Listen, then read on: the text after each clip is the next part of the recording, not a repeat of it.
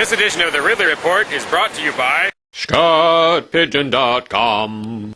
Well, as some of you may be aware, the thing that I dislike most about my job, my Ridley Report job, if you want to call it that, is the editing part. I burn out on that easily. But I'm not burned out on talking. I could talk all day. If you don't mind listening to me talking, you're going to get your chance. And there is a lot to talk about lately. And I have some ideas related to what's happening that no one else seems to have brushed on. First, let's talk about Nashua District Court and its abuse of Texas activist Catherine Bleish. Bleish is a liberty activist who was visiting New Hampshire in March. Nashua police arrested her for being in the road videotaping, an essentially unused road. She was trying to videotape the arrest of a pot smoker. Well, when they had her trial or hearing a couple of months later, actors say the prosecutor reported he wasn't ready. So the judge simply moved the trial back to August. Bleish ended up flying essentially all the way out here from Texas or Missouri, more or less for nothing. She's just going to have to do it over again in August.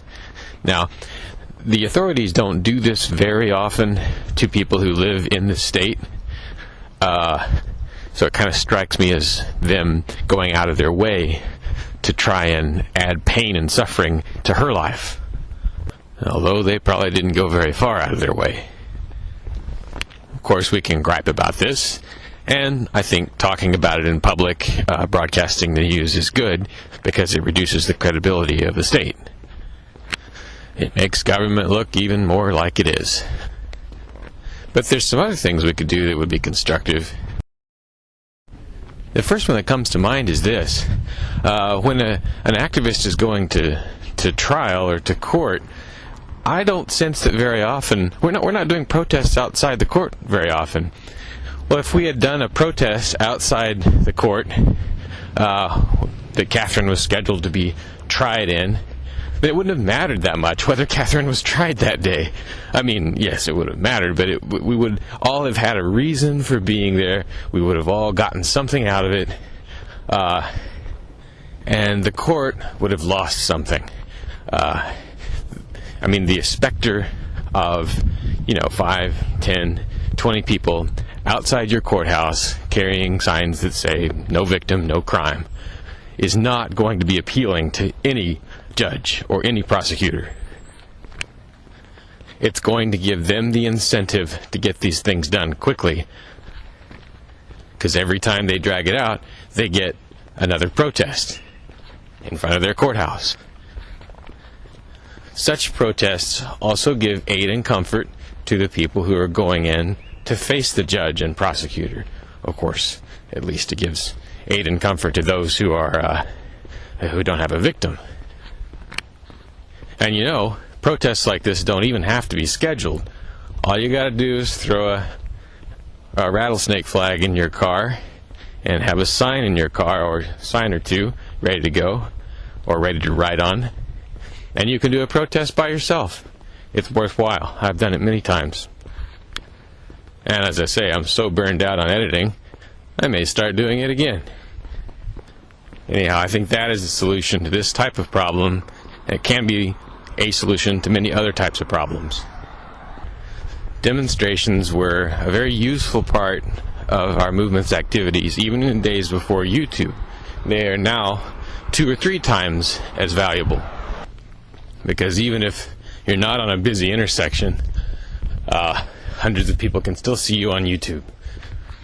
Knowing that there's going to be a demonstration, regardless of what happens inside the building, should boost turnout.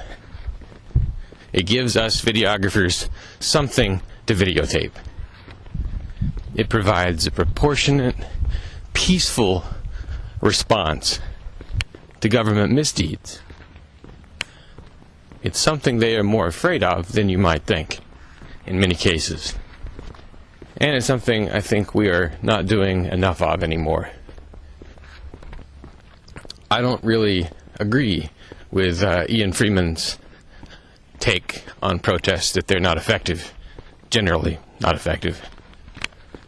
I think they can be a relatively effective deterrent to misconduct on the part of the authorities. One thing I learned the hard way, though, is if you want anyone to notice your protests, you've got to have Gadsden flags. The yellow flag on a flagpole up above, preferably on a windy day, really draws much more attention to your demonstration. And if you don't have one, I have some I can sell you. I try to keep them in my car at all times. For maximum freedom, for minimum taxes, and for Congress. He's running in Pennsylvania's District 18, just south of Pittsburgh, and he needs your help collecting signatures. ScottPigeon.com. Paid for by Scott Pigeon.